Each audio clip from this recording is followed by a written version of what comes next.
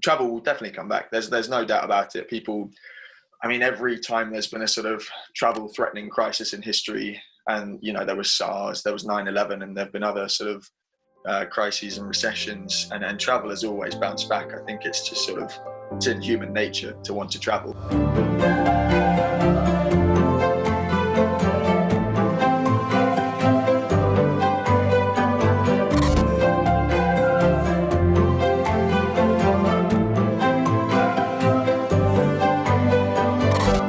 Hello everyone, this is Ozzy from Startups of London. Today we are with Jacob from Stasher. Hi Ozzy. Hi there. So Jacob's experience is pretty unique in this crisis situation because Stasher is in the travel industry. It's one of the industries that's been hit hardest. So I'm particularly curious to understand your experience, what's going on, how you're adapting with this COVID situation. What works, what doesn't work, and the idea is we are a community. We are a community of startups, entrepreneurs, makers, people who need to learn from each other. So this is to facilitate that, right? So what are some of the key things you have experienced? What worked? So we're gonna discover those in this 20-ish minutes conversation. And my first question to start with is, let's speak about the working from home situation a bit. So in your observation, both with your company and with the founders and other startups that you have around, do you think the adaptation to that has been easy? Do you think people can manage it? Do you think it works? What are the challenges some people are having? What are your thoughts on that? Sure. I mean, I think as we were saying just before the call, people are incredibly adaptable, and that's quite, it's almost quite impressive really, because I think prior to this whole experience we had some, we did have some fairly regular working from home setups going on. It generally tended to be our sort of product and development team that worked from home on a more regular basis. The business and sort of sales teams, I think generally tend to prefer sort of being in the office where they can sort of like interact with each other and kind of, I guess it's sort of facilitated more by in-person conversations. So we were somewhat prepared for working from home from that sort of practice. I don't think we'd ever imagined a scenario where the whole company goes work from home, because I mean, even in the early days of founding this, Anthony being my co-founder, made a point of always sort of going somewhere else to work together, and it's sort of, the company has been sort of built on that kind of basis of social interaction and sort of being somewhere to work. So it has been interesting. It has been challenging, but I think for the most part, it's been quite positive. And I guess what makes this whole experience unique, not just for us but for everyone, is that the world is going through this, and it's something that everyone is going through together. And I guess the uncertainty around how long it will last and when it will end is probably the bigger challenge, really, just because I think people would, they're very fine to adapt to this. And I think if they know how long they're in it for, they make all the right adjustments. I think the only thing that's sort of perhaps more challenging about this is just that uncertainty about it. And I guess that's something we just have to live with right now. But that would be my observation. In comparison, the working from home situation is dwarfed by the bigger things going on in your case, which is survival of the business. So let's talk about that. How have you been affected by this COVID-19 situation? What are some venues that have closed? Some have opened. I don't know. Is there a silver lining in your case? Let's hear about that. I think there's always silver linings, but it's it's a pretty big cloud in this case. So I guess just for useful context, Stasher is a travel company. What we do is we have a network of shops and hotels around the world that provide luggage storage. So very much the use case is people go traveling, they need somewhere to keep their belongings safe, either before they check in or after they check out. It's a fairly sort of typical problem that sort of tourists of all levels experience. And things were going really well up until March. Like, we were on a fantastic growth trajectory. We were sort of 2019 tripled, 2018, 2020 was continuing with the same same kind of line. And so I think initially, that was a little bit painful. I think personally, I was quite lucky in a couple of respects. One was that I had a sort of advance warning of this just from like our investors, and I think you've almost definitely come across that letter from Sequoia, right? The one they sort of open letter to their founders saying this pandemic is the black swan of 2020 and it's going to be worse than people are saying. And it's funny because I did a podcast back in January and someone asked me about coronavirus and I said, like it doesn't really affect us at the moment. It sort of seems to be mostly concentrated in Asia, and although we have some business in Asia, really. Isn't it weird that our perception changes every 3 and 5 days? It feels like it's a month fascinating, away. Isn't it? It's remarkable. It literally changes so rapidly. And I listened back to that podcast and I thought, at least in the podcast, I said, if this comes to Europe, it will affect us. And I mean, it has now. And so in terms of our business, I mean, that was a bit stressful because I mean, revenues and bags, and like I'm in the habit of checking our dashboard every day, but our dashboard now looks like the sort of ER scan of a dying patient, and it has finally sort of tapered off and hit sort of zero with lockdowns in place. And that's a weird experience as quite painful business founder, because your whole mindset is around like users and growth, and the whole paradigm of that has changed. And investors who've sort of spoken to me for our entire relationship about how you're going to grow the business, how you're going to grow, have completely shifted tack, and they're saying, don't worry about growth. It's just about survival. How much cash can you save? How do you preserve what you've got? And it's really strange times, but I think that's the right approach to take. So, I mean, let me ask you a personal question, if you don't mind. How do you personally cope with this situation? Because it's quite taxing. It's quite emotionally stressful. And not just at a personal level, you're also the leader of your organization. So if you're down on morale, that's going to reflect even worse to people who are working with you. So you got that responsibility as well to the people you work with, to your customers, to the investors. So quite stressful, I presume. How do you deal with that? I mean, you're absolutely right. And I think that's one of the hardest things really, is that I think personally, in terms of sort of lockdown as an experience, me as sort of Jacob rather than as the sort of founder, I'm quite a sort of optimistic person. I'm quite a proactive person. I'm not too worried about being sort of quarantined, because I know that I'll keep myself busy, keeping fit, doing lots of sport that I can. Really is sort of just like gym and running and cycling and stuff. There's plenty of courses, and you just sort of have to shift your social life a bit to sort of socializing over video conference rather than in person. But from that sort of experience, I'm sort of fine. I think in some ways it's a rare opportunity, because as a founder, you're in this mindset that you're in a really long-term commitment with your business. And I think I never expected to have this sort of time and space where, there isn't so much day-to-day admin with the business, and you do have that sort of space. On the other hand, exactly as you say, as a founder, you have a responsibility to sort of lead during the crisis. It's fun being a manager when things are going well. It's great, actually. You just you get to reward people. You get to sort of celebrate lots of successes. So you're a good guy. I think up until sort of the end of February, I was loving life as a manager, and now it's harder. And I think, it's a challenge to sort of balance that, especially with all the uncertainty, because I think so much of this is kind of outside of my control. And I mean, we've been very clear with our team from the start that we had sort of two priorities, which is number one, we've got to preserve as much cash as possible, because when we come out the other side of this, we want as much of our sort of remaining investment to be there to sort of be able to rebuild and regrow. So everyone sort of needs to be in that mindset that every pound spent, unless it's sort of invested in that future growth, we really should try and save everything we're only spending money on the essentials. The other principle that we said we're going to stick by is we really want to preserve the team structure for as long as we possibly can. So when this first hit, our response was, rather than sort of making any cuts, we said, let's drop the whole team down to 80% time. Ant and I cut our salaries 50% as well, just to make cuts. But we said, that would be equivalent to cutting a few team members. But if everyone can sort of share the sacrifice and we can make some savings that way, that's really great.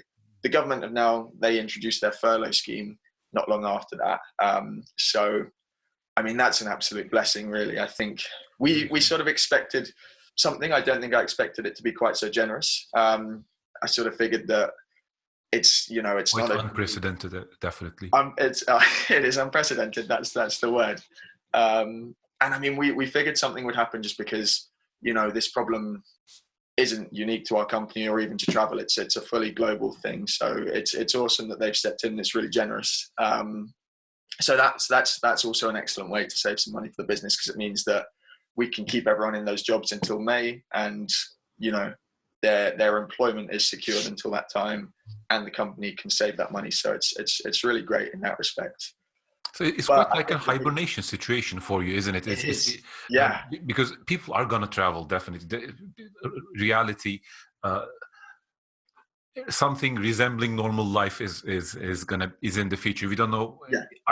We know that it won't be exactly the same, but people will travel. So when you're there, then, and some projections say, because people have been having cabin fever amped up, there's going to be a spike. So it's quite interesting. But the riskiest thing is to get the timing right, because it might be 2 months from now on, it might be 12 months, and the 10-month difference might be life and death. So how do you manage that?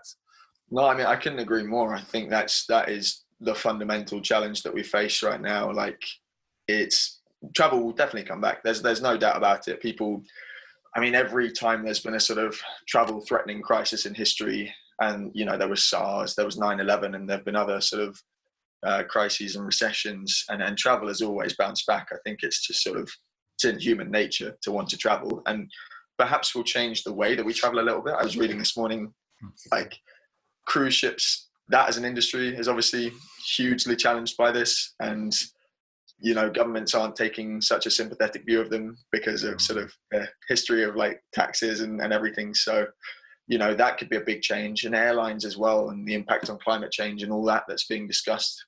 A lot of airlines probably will go out of business, and that will affect supply and therefore demand in the sort of midterm. So it'll be interesting, but in one form or another, people will definitely travel. So I'm confident that we still have a business in the midterm, but you're right, it's getting to that point. And I think we're going to try and stick by those two principles as long as possible, save every sort of pound that we absolutely don't have to spend, and keep the team in place. Because I think the struggle, and I think emotionally the struggle for me, is that we've got an awesome team, and I don't think anyone deserves to lose their job on the basis of like performance, because they all perform excellently, and we worked really hard to recruit that team, and it's a team that has a really good sort of harmony about it. So as long as I can, I'm desperate to kind of keep that team structure in place so that we're all there to just kind of restart and bounce back stronger. But we just have to keep updating our plans on a sort of weekly basis at the moment. And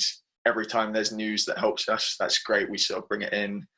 Every time there's forecasts, I mean, you just sort of have to take them all with a pinch of salt, but just you sort of have to ride the wave a little bit. And I think what I should say is the most important thing, and something I sort of try and keep front of mind, is just got to keep communicating with people, especially when everyone's cut off and sort of working from home. I think one of the best things I can do, at least, is sort of like talk to everyone as often as possible. We have like daily stand-up calls with all the sort of team members. Now that some of them are furloughed, that's sort of reduced to just the ones that are still working. But we'll still do a weekly call with everyone just to update them on, what are the changes, what's the news, what's the sort of policy situation, and, what have we achieved in this time as well. One of the challenges usually with working remotely is definitely harder to see the results of what you have worked for. And yeah. It's one of the core principles of why feedback is important. Mm-hmm. When you're driving a car, you want to feel the grip, you want to feel the resistance. Yeah. That feedback enables you to drive without crashing. So it gets quite more difficult when you're working from home, isolated, to know, okay, I'm doing this work, but what it is for, what it is changing at the other end. So definitely communication, and more elaborate, more frequent, and more purposeful communication is key in times like this to preserve that culture. I'd like to touch base on what your observations have been regarding other startups. Because some startups have been at the opposite end of the spectrum. They've seen 3x, 10x growth in demand. They're at the lucky end of this, I guess. But I'd like to bring the question to the London startup ecosystem as a living and breathing thing. So if you look at that, how do you think it has been affected, and how do you think it's coping with the situation?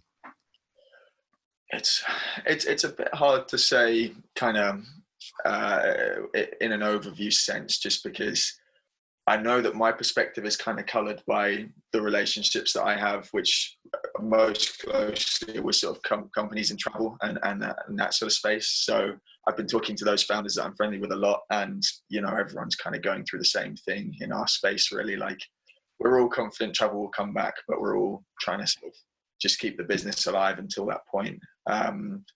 But you're right. I mean, I'm very envious of the handful of companies that are really benefiting from this. And I think anything in online delivery, anything in communications, I mean, Zoom have really sort of emerged as like the heroes of this sort of crisis. They're really like riding the wave. There's a lot of, it's interesting actually. I've sort of seen like regular LinkedIn posts about the winners and losers in this respect. And it is fascinating, like, who's doing well and who's sort of really struggling, because sometimes it's things you don't expect. I guess sometimes like esports and games, that's interesting. I think fintechs will generally be okay, and I know London has a sort of fantastic, it's the hub of fintechs in many respects. I guess the challenge they'll have is the view that people take on their savings. But I mean, so many great companies came out of the 2008, 2009 crisis, and so there's always opportunity, I guess. Again, and I know I keep saying this, but the big challenge with this particular thing is everyone feels like when the measures ease up, we don't know how quickly, but things will sort of return to a kind of pre-crisis state. The only question is like the timing. How long will it be? You've written a fantastic piece, 20 predictions. Oh yeah, thank you. What COVID would change. I should say I do enjoy writing myself. I have a few books. I've written a few articles. It's like a passion to me. So I do enjoy immensely reading well-written pieces. And I thought it was fantastic. I mean, to the people who are listening to this as a recording right now, please do go check out Jacob's LinkedIn profile and take a look at his 20 predictions. I think it was remarkable, and I personally think at least half of them will come through. So is there anything you'd like to elaborate from that list that jumps right now? I mean, I could talk about that quite a lot. It was really fun to write, and I think that was a product of having a little bit of sort of time and space to reflect, and kind of taking my innate optimism and thinking, how sort of globally could we maybe benefit from the crisis? And I mean, not all of them are sort of fully positive predictions, and there's a couple that I hope don't come true, but I think there will obviously be some negative effects from this. But I think there are some really exciting things. I mean, one that sort of I've always been quite a big fan of, and I think stands to sort of benefit from this is the universal basic income project, and we'll see. I mean, it's going to get a lot more attention now than it ever has before. In some respects, the policies that governments are conducting in the UK and the Netherlands and Denmark and probably in other places, they're almost they're almost an experiment in universal basic income. And true, they're not universal, but they're certainly basic, and they're certainly they're meeting some of the criteria, and it will give us a lot more data to see whether there's merit in those policies. This is something Yuval Harari has also mentioned, the historian / futurist. We would, under normal circumstances, you wouldn't be able to say, okay, let's run an experiment of UBI or something else, or some people working from home and have a group of 3 million people doing that. It would be, I know. But now we have the data. We will have the data out of that, which is quite remarkable. So I think, yeah, absolutely. I think that's hugely exciting. Some predictions I put in just to be a little bit sort of speculative. So will the economy go cashless? I don't know. I thought it was worth a mention because I figure that in the immediate term, there will be serious hygiene concerns around using cash. And if that forces enough people who would otherwise sort of be unbanked, if it forces them into a situation where they actually sort of require mobile banking, that might be the kind of tipping point that catalyzes the sort of, okay, we don't actually need cash anymore. And there's benefits to losing cash. There are costs too. So that one was just that was interesting. Another one that's quite close to my heart, and I hope comes true, is the reduction in wildlife poaching. And that was some news that I saw really early on in the kind of news unfolding around coronavirus, which was just that China had to really step up its bans on trade of wild animals. And I thought it was a bit of a shame it kind of went a little bit under the radar, because obviously at the time, the big news was just like how the pandemic was sweeping around Europe. But I think, again, if that's something that can outlast the crisis, another hugely positive consequence for the world. Yeah. I mean, quite interesting points. Definitely, for the people listening, do check out the full 20. I thought it was remarkable. And some people feel projections like these are futile. They don't serve any purpose. I couldn't agree less. I think they're incredibly important, because the change we are having has a lot of different dimensions. Yes, there's the health dimension. There's the startups, the economical dimension, but also the social dimension. And if we can understand the structural change that's going on 2 months in advance, that's an incredible thing for us individually, as a business, economically, and for the world. So I think predictions serve that understanding. Your experience definitely is quite challenging, but it also builds resilience in a way, if you can hang in there. Thank you for all your contributions and comments. I really enjoyed our dialogue. Is there anything you'd like to add before we give this session a pause? I think, just really to echo what you said at the end there, I think resilience is, it's one of those things that is sort of forged in difficult times. And as I said at the beginning, it's really easy and it's fun to be a manager in the difficult times, and it's challenging in times like these, because you do have to make tough calls, and you have to sort of reassess the sort of priorities that you operate to under normal circumstances. But at the same time, a lot of good things do come out of difficult circumstances, and you just look back at 08, 09 and all the sort of startups that have literally changed the world that came out of that period. Airbnb, Uber, all sort of stemmed from that time. And I mean, I hope a lot of startups are able to sort of make it through this period. I saw the French government introduced these quite impressive measures just focused on the startup sector alone. I personally, I'm biased, but I think startups they're a fantastic sort of engine of innovation. They're a great sector. They're worth protecting. I think we're lucky in the respect that we've got our government providing support enough already that we will probably survive this crisis. It's just a case of how well we survive it and how well we can rebuild.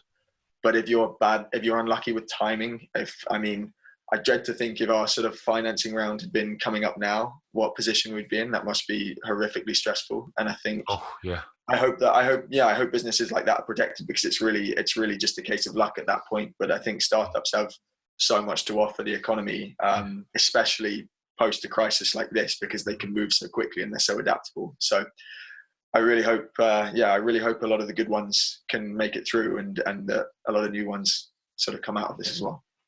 Thank you for the encouraging words, and to all the startups and founders out there, we wish them good luck.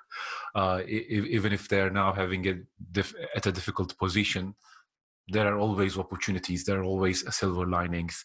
The advantage and the disadvantage, of course, of a startup is that it is very agile. It can change direction very rapidly, pivot, morph. Large organizations can't do that. So that's sometimes a big advantage. And I think it's always there's an idea that I do love. I'd like to finish with, if you don't mind. It's called fool's choice. When you're in a situation and you think, okay, I either have to fight with this person or I have to run away. So you sometimes have this inner dialogue and you think you have two choices or three. But most of the time, if you think creatively enough, there's always a third or a fourth or a fifth option.